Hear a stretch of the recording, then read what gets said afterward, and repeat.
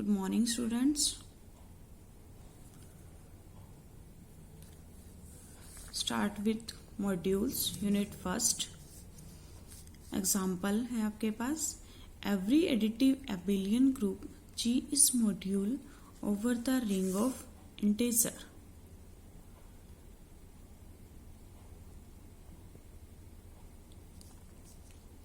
Let G be an abelian group. आपको ये prove करना है कि every abelian group G is module है over the ring of integer Z या और I. Let G be a abelian group and operation in G being denoted by plus. That means it's a additive abelian group. Under of the G is identity of G is 0 for any integer n. For any element A belongs to G, we define NA and we can return A plus A up to n times, that is equal to NA. Then by the closure property NA also belongs to G. G is abelian group. Now to prove that G is a module over I, we have to prove that first condition is that वही आप module की definitions completely prove करेंगे. इसमें module की तीनों properties prove करेंगे. First property is m into a plus b is equal to m a plus m B.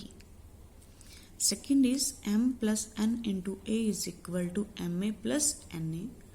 Third multiply वाली m into n a is equal to m n into मे. For all m n belongs करेंगे आपके आई से. I will be क्या है यहाँ पे ring of integers. And a into a और बी दोनों बिलोंग करेंगे आपके जी से. जी भी क्या है कोई आपका abelian group. Okay next first one है m into a plus b. We can return a plus b a plus b a plus b up to m times and we open the brackets and separate a plus a plus a plus a up to m times into में b plus b up to b times. Because of that g is आपके पास क्या है billion है, तो we can return m a को हमने कितने टाइम्स रिप्रेजेंट किया था m टाइम्स किया था. Then we can return m a. b को भी हमने m टाइम्स लिखा तो हम क्या कह सकते हैं m इंटू में b. Second property is m plus n into में a. एक plus a plus up to m plus n times return किया हमने से. हमने m टाइम्स तो इसको सेपरेट कर लिया, n टाइम्स हमने सेपरेट कर लिया.